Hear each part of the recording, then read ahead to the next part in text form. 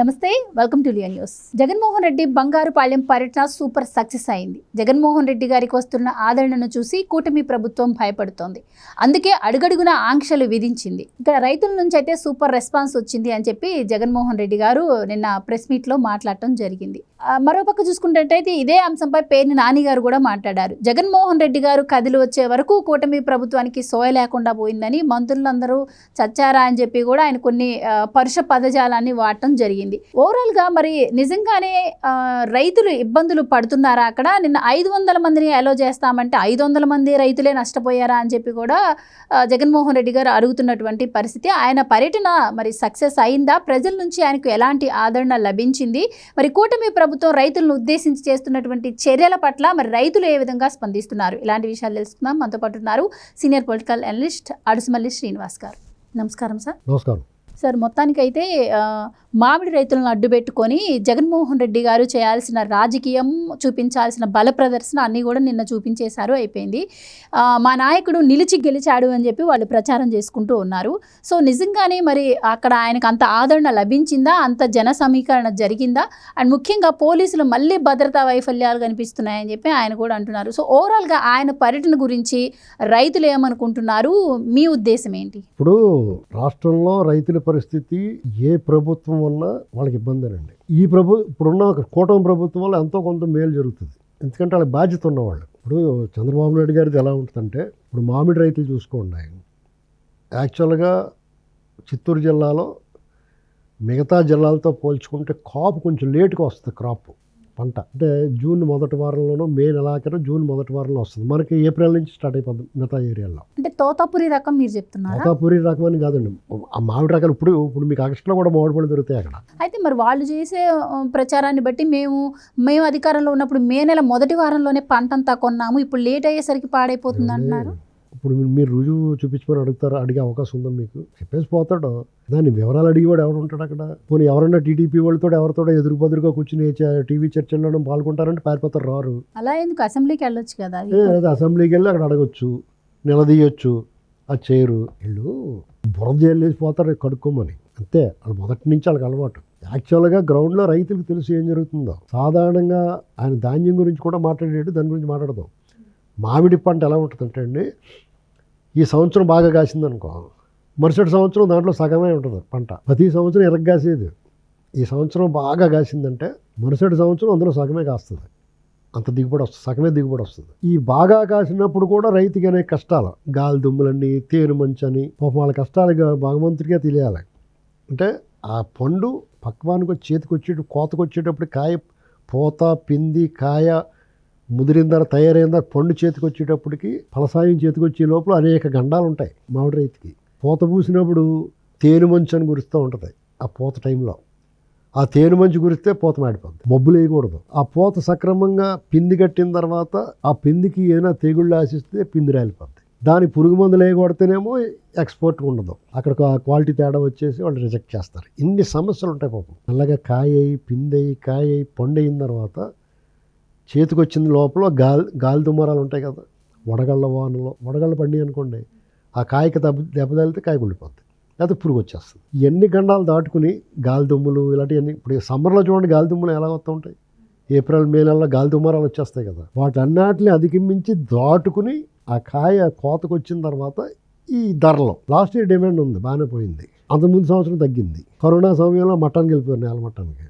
ఇలాగా up and down కింద ఉంటుంది. ఈ సంవత్సరం ఏమైందంటే పంట దిగుబడి విపరీతంగా వచ్చింది, ఎగుమతుల దగ్గర ఇబ్బంది వచ్చింది. ఒక పక్కనే ఎగుమతుల దగ్గర ఇబ్బంది, కేంద్రంలో జిఎస్టీ, పల్ప్ ఫ్యాక్టరీల మీద జిఎస్టీ పెరగటం వల్ల ఆ పల్ప్ ఫ్యాక్టరీల వాళ్ళు కూడా దీన్ని లాస్ట్ ఇయర్ నిలవలో అలా ఉండిపోయినాయి వాళ్ళ దగ్గర. ఈ సంవత్సరం సేకరించడానికి వాళ్ళు ఇంకా ముందు చూస్తున్నారు. అందుకని ధర తగ్గిపోయింది. ఆ ధర తగ్గిపోయిన దాన్ని చంద్రబాబు నాయుడు గారు జూన్ నెలలోనే ఈ వాతావరణం చూసి ఆయన కేంద్రంతో మాట్లాడి, కేంద్రం స్పందించక ముందే వీళ్ళు 12 రూపాయలు కొనాలనేటువంటి దాన్ని పెట్టారు. వాళ్ళు 12 రూపాయలు కొనట్లేదు, నిజమే. 3 రూపాయలకి, 4 రూపాయలకి, 5 రూపాయలు కొంటున్నారు. అప్పుడు వీళ్ళు ఇచ్చే 4 రూపాయలతో 9 రూపాయలు అవుతుంది. సరే చావండ్రా బాబు అనుకుంటున్నారు. ఇప్పుడు యాక్చువల్గా మరి 6-7 రూపాయలు కొనాలి కదా. కర్ణాటక లేదు, ఇంకా దారుణం. అంటే కర్ణాటక ప్రభుత్వం చూపించిన చొరవ చంద్రబాబు గారు చూపించలేకపోయారని చెప్పి వాళ్ళు పొరుగింటి పొలకూర రుచి అన్నట్టుగా, పక్క వాళ్ళది రుచి అన్నట్టుగా మాట్లాడతారు. కానీ వీళ్ళు కర్ణాటక ప్రభుత్వం ఆంధ్రప్రదేశ్ ప్రభుత్వం లేఖ రాసింది, మేము కూడా ఇక్కడ తెచ్చి అమ్ముకుంటామండి బాబు అని. ఎందుకంటే అక్కడ వాళ్ళు 2 రూపాయలు ఇస్తున్నారు, వాళ్ళ దగ్గర మరీ బొత్తుగా 4 రూపాయలు 5 రూపాయలకే కొంటున్నారు అక్కడ. అది కూడా ఒక నెల కొంటా ఉన్నారు. అది కూడా హెక్టారు ఒక రైతుకి 50 ఎకరాలు ఉంటే కుదరదు, పరిమితిగా ఇన్ని దగ్గర ఇంతే కొంటాం అంటున్నారు. మనకు అపరిమితం, మనకేం లిమిటే. జగన్మోహన్ రెడ్డి గారి హయాంలో కేజీ 22 నుంచి 29 రూపాయల దాకా కూడా కొన్న రోజులు ఉన్నాయి అని అంటున్నారు. వీటిలో వాస్తవం ఎంత? ఒట్టిదరండి, అబద్ధాలండి అవన్నీ. అసలు మీకు ఎక్కడి నుంచి వస్తాయి? ఎప్పుడన్నా ఇప్పుడు ఇతరు ఉన్నప్పుడనే కాదు, ఎప్పుడన్నా ఒక సంవత్సరం పంట ఎక్కువ, ఒక సంవత్సరం పంట తక్కువ ఉన్నప్పుడు, తక్కువ ఉన్నప్పుడు డిమాండ్ వచ్చి ఉండొచ్చు. ఇది డిమాండ్ సప్లై మీద ఆధారపడి ఉంటుంది. అది ప్రభుత్వాల గొప్ప ఏం కాదు. మీకు రేటు ధరలున్నా ధర లేకపోయినా ప్రభుత్వాలు తప్పే ఉండదండి అందులో. ఇతనైనా ఇప్పుడు ఈ కూటమైనా జగనైనా ఎవరైనా కానీ. అయితే రైతులు నష్టపోతున్నప్పుడు ఆ ప్రభుత్వాలు ఎలా స్పందించినాయి అనేటువంటిది ముఖ్యం. సపోజ్ ఇంతవరకు ఉల్లిపాయలు కానీ టమాటాలు కానీ మార్కెట్ లేక రోడ్డు మీద పారబోస్తున్న సమయంలో చంద్రబాబు నాయుడు గారు మార్కెట్ ద్వారా కానీ ప్రభుత్వం ద్వారా కొనిపించి వాళ్ళకి ఎంతో కొంత న్యాయం చేసేవాడు. సపోజ్ కొరత వచ్చేసింది అనుకోండి, ఇతర రాష్ట్రాల నుంచి తెప్పించి వినియోగదారులకు ఇబ్బంది లేకుండా చూసేవాడు. ఇప్పుడు టమాటా 100 రూపాయలు అయిపోయింది ఆ మధ్య జగన్మోహన్ రెడ్డి హయాంలో ఉన్నాయి. మరి దానికి ఎవరు చెప్తారు? రైతులకు బాగా జరుగుద్ది, తినేవాడికి. ఇదేంటి 200 అయిపోయింది టమాటా. మన last year, before last year, 2.5 years back 200, 270, 230 కూడా అయిపోయింది. మరి తినేవాడి పరిస్థితి ఏంటప్పుడు? అలాంటివి జరిగినప్పుడు ఏం చేసేవారంటే ఇతర రాష్ట్రాల నుంచి తెప్పించి దాన్ని బ్యాలెన్స్ చేసేవారు. అలాంటి పని ఎప్పుడన్నా వాడు అన్నా చేసేది ఇతను. ఎప్పుడు ఇంట్లో తోముకుంటమే కానీ బయటికి ముఖమే చూపించేవాడు కాదు. సారా మీద డబ్బులు ఎంత అవుతున్నాయి, లిక్కర్ మీద, ఇసుక మీద అంత వచ్చింది, ఆ లెక్కెట్టుకుంటూ సరిపోయింది అతను. ఊరికి అదొకరు చెప్తారు వీళ్ళు. నిన్న బంగారుపాళ్ళు వెళ్ళాడు. ఆ పర్యటన ఎలా ఉందంటే దొంగల మూట ఇది వరకు ఓళ్ళమే పడిపోయింది, అలా ఉంది.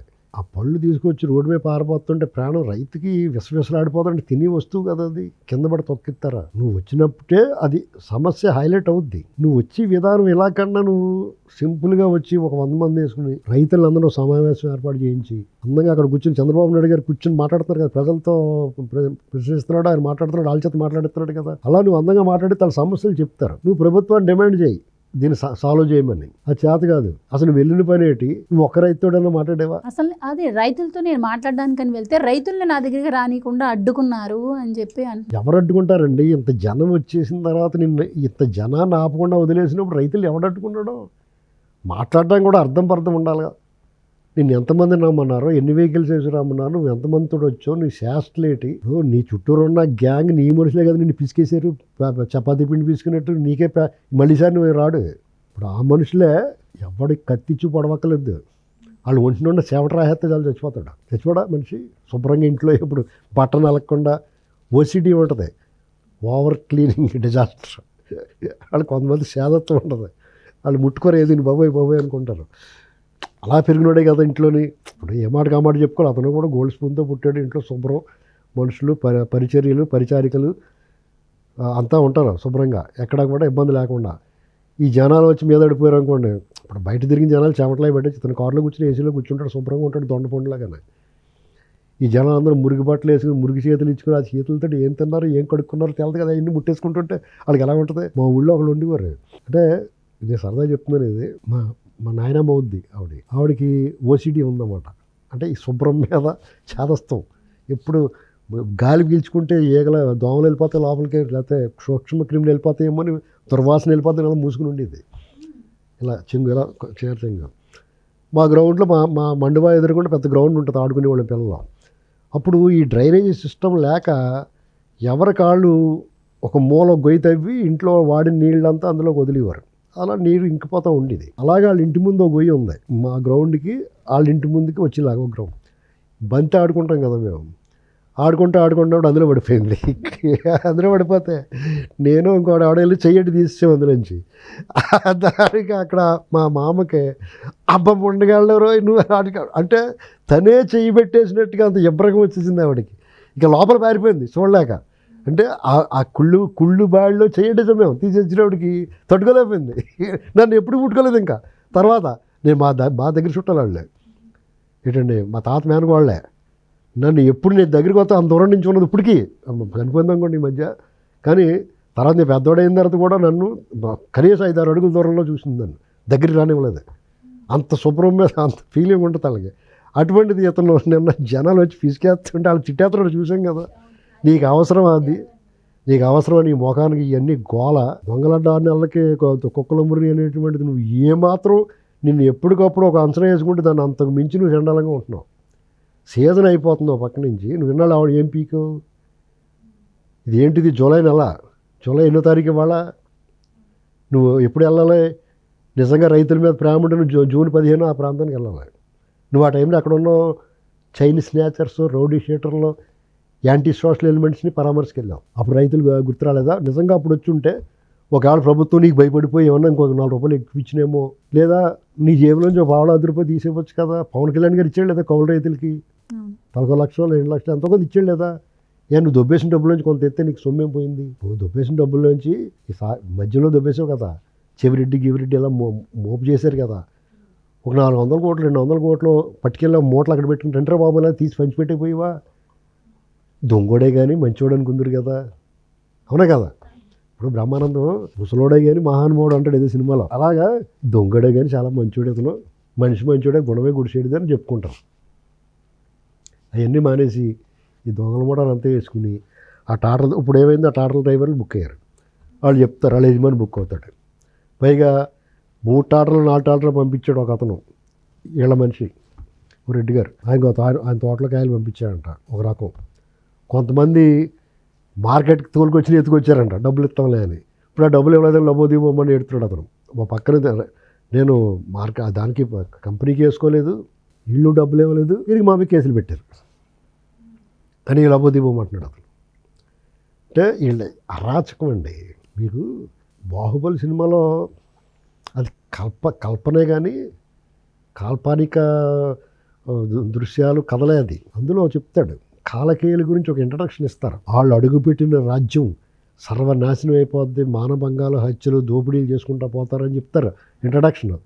వాళ్ళకి మీకు తేడా ఏముంది? సర్వనాశనంగా నువ్వు పాదం పెట్టావంటే భూమి నెరళ్ళు విప్పేస్తుంది కదా, కరోనా లాంటిది విజృంభించేస్తుంది కదా. నువ్వు ఇంట్లో కూర్చుంటావు 2 ఏళ్ల పాటు 3 ఏళ్ల పాటు మెదలకుండా ఒక స్టేట్మెంట్లు ఎత్తా, ప్రభుత్వం తప్పు చేసిన అసెంబ్లీకి వెళ్ళి దమ్ముగా ధైర్యంగా నిలబడి ఉంటే ఈ మొగోడు రా అని చెప్పుకుంటారు, దమ్మున్నోడు రా అని చెప్పుకుంటారు. ఈ రోడ్డు మీద వచ్చి కొన్ని వీడియోస్లోనేమో పోలీసుల చేతుల్ని రపారప్ నరికేయండి అని చెప్పి మాట్లాడిన వీడియోస్ బయటకు వస్తుంటే, ఒక పక్క మరో పక్క ఏమో ఎస్పీలు డిఐజీ పోలీసులు కవ్విస్తున్నారు. వీళ్ళు ఒక డ్యాన్స్లు వేస్తున్నారు. ఒక లేడీ పోలీసు ఆఫీసర్ లేకపోతే కానిస్టేబుల్ ఎవరో కానీ ఏటం మీద వద్దంటే కూడా వాళ్ళని వికరిస్తున్నారు. ఒక చోట డిఎస్పీ నాడు చేయి నరికేస్తా ఉన్నారంట, అతను భయం చేయి దాచుకున్నాడు. అలాంటి పరిస్థితుల్లో వీళ్ళు పేరు నాని ప్రెస్ మీట్ పెట్టి మంత్రులందరూ చచ్చిపోయారా అంటున్నాడు. అసలు చచ్చిపోలేదు. నీ గోడౌన్ విషయంలో ఒకసారి దీని సంగతి చూడండి బాబు గారిని అడుగుతానికి వెళ్ళారు. ఎందుకంటే నీ ఓవర్ యాక్షన్కి బియ్యం దోపిడీ చేసి సిగ్గు లేకుండా అడ్డగోలు దోపిడీ మీరు బహిరంగంగా జేబులు కొట్టేసారు. వీళ్ళు నీతిగా కొన్నాళ్ళు మాట్లాడకూడదు.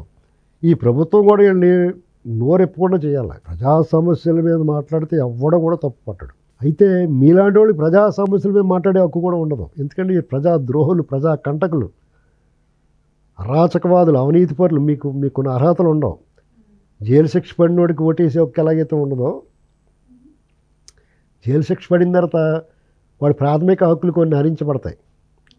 వాడు జీవించే హక్కు ఇలాంటివి కొన్ని ఉంటాయి తప్ప పూర్తిగా మనకున్న ప్రాథమిక హక్కులన్నీ ఉండవు. ఎవరికి జైలు శిక్ష పడినోడికి మళ్ళీ జైల్లోంచి ఏమైనా తీసుకెళ్ళి ఓట్లు వేస్తున్నారటండి. పొరపాటున వాళ్ళకి హక్కు ఉంటే జైల్లో కూడా వీళ్ళు ధర్నాలు గట్టా చేసేసి వాళ్ళకి ఏదైనా చేసి వాళ్ళకి కూడా స్కీములు పెట్టిద్దరు. లక్కీగా వాళ్ళకి హక్కు లేకుండా పోయింది, అదే వదిలేయాలండి అని చెప్తారు. రాజశేఖర్ అలా వదిలేసిండే. మీకు గూగుల్ చాట్ అది బాంబు దాడి జరిగింది కదా, అని వదిలేసిండే. వాళ్ళు మళ్ళీ బాంబులు పెట్టేశారు.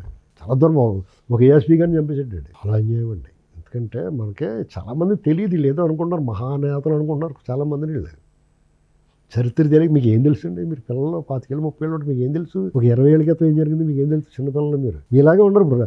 పార్టీలు అధికార ప్రతినిధులు కూడా సగమే తెలుసు. పూర్తిగా తెలిసిన ఆవిడ అధికార ప్రతినిధిగా లేడు ఏ పార్టీకి కూడా. కరెంట్ అఫైర్స్ గురించి ఆని నీ అమ్మని ఎక్కని తిట్టుకుంటానికి సరిపోతుంది అంతే. ఏమైనా జగన్మోహన్ రెడ్డి గారు ఈ రాష్ట్రానికి పట్టిన పేడండి. అతను రాజకీయాల్లో ఉండడానికి అర్హుడు కాదు. ప్రజలు అతని స్థానాన్ని చెప్పారు.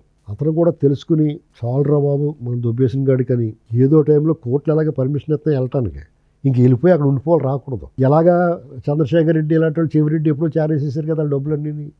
అవి ఎట్టుపోయి అక్కడ చోటుకు ఇంకో దుకాణం పెట్టుకుంటామే, ఇంకో దేశం పెట్టుకుంటామే నిత్యానందలాగానే.